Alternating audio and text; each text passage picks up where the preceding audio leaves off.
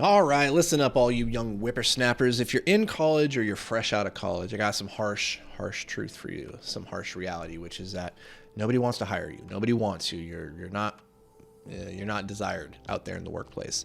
And on the surface, this is a bummer, right? You just went to school and spent 4 years getting your degree and getting educated, and like now you're going out into the real world and you're having to settle for entry-level jobs that don't pay you very much, and the people don't treat you very well, and all this jazz, right? It can make you feel like, well, what the hell? I'm not getting what I was promised out of this whole equation. But the truth is that the people you actually want to work for, the people who are rock stars, badasses at what they do, they probably don't really want to work with you. And the reason is that you don't have, at this point in your journey, any like meaningful skills, experience, or resources that you could bring to the table, which means that you probably can't actually help them in their operations in any sort of meaningful way. And as a result, they're going to be spending most of their time just potty training you, right? And I think a lot of young people, myself, I'm one of these people. If I'm sounding like I'm preaching to you, I'm not. I'm preaching to younger Anthony because I had so much ego. I had such a chip on my shoulder. I had this belief that I was awesome, the badass, and everybody just didn't recognize my genius and my ability and my talent. And like, that was their fault. I'm preaching to myself, but like, if you can just park your ego and realize that you're not worth very much at this point in your journey, even though you went to school and that got that degree. The truth is, all you really did by going to college and getting your degree, in most cases, unless you went to be a doctor or a lawyer or whatever, like a highly specialized trade, is that you simply have proven that you have what it takes to show up consistently, follow the rules, and get a degree. And that is valuable. That is a certain amount of signal. That's helpful.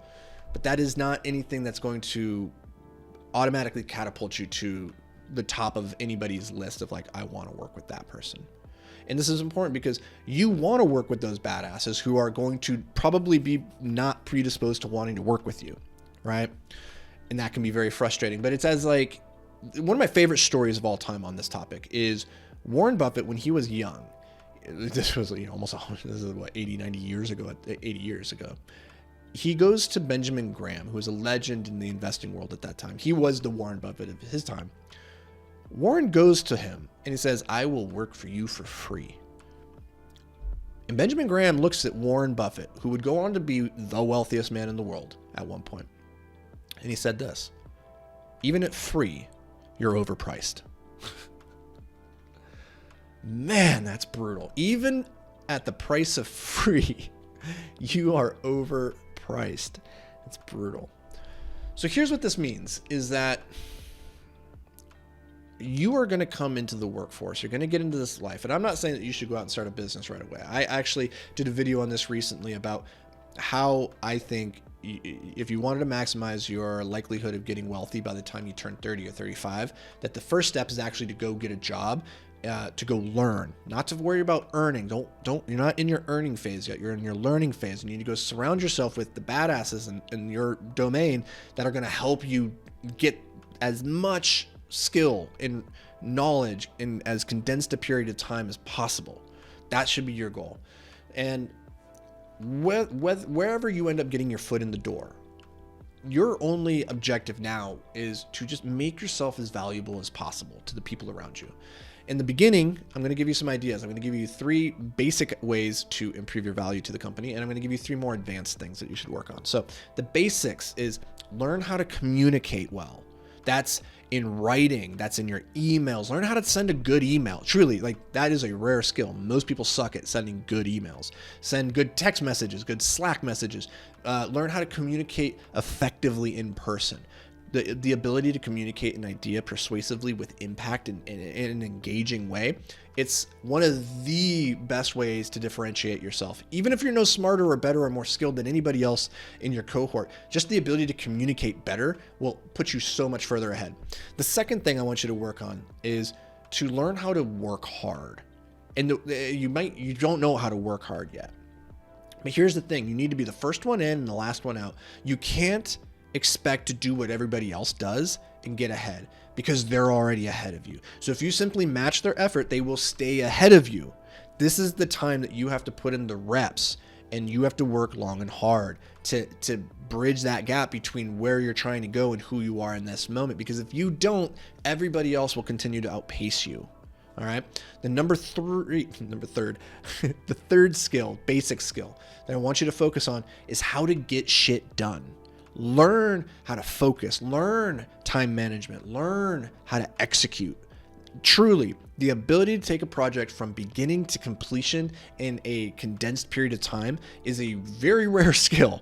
A lot of people don't have it. A lot of people get distracted, they get unfocused, they lose the thread at some point, and then the project takes longer than expected. If you can master the skill of getting shit done, you will rise through the ranks. I guarantee it. All right, here's 3 more advanced skills to start working on. Number 1, how to lead people. If you can lead people, you can accomplish anything in life, because you might not have all the skills to do a thing, but if you can gather the troops and you can motivate and you can persuade them and you can, move them to take action in your name, then you could do anything. You could build a bridge, even though you have no idea. You're not an architect, you're not an engineer. Like, you can lead those people to do the thing. So leading is a very, very valuable skill. It's very hard to learn. And in my experience, the only way to do it is in the crucible of the arena, actually leading people. Number 2, learn how to identify opportunities. The ability to see what's in front of you that everybody else misses.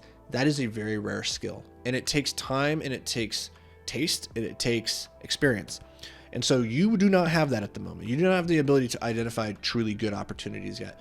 And so spend your time with the top people in your company, or that you can surround yourself with, who do have this ability, and learn through osmosis.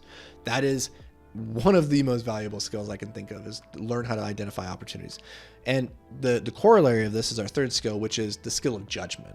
And this is, as Naval Ravikant says, judgment, in an age of infinite leverage, judgment is the most important skill.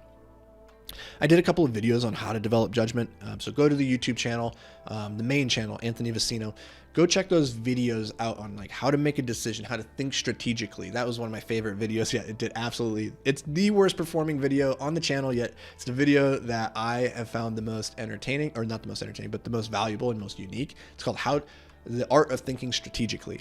Go check that out if you want to learn how to develop judgment. But okay, that was my rant over. But hey, listen up, guys. Even if you're not just a young buck fresh out of college, regardless of where you are in your journey, the mindset that you're not as valuable as you could be is a mindset that will serve you well regardless of where you are on the path. It's something that I remind myself every day, is that I am not where I want to be because I am not valuable enough yet to the world. And so I continually need to level up and keep refining and working on how to communicate, how to work hard, how to get shit done, how to lead, how to identify opportunities, and how to express good judgment. So I hope this serves you very, very well in your own journey. As always, thank you so much for being here, guys. I'll catch you in the next episode.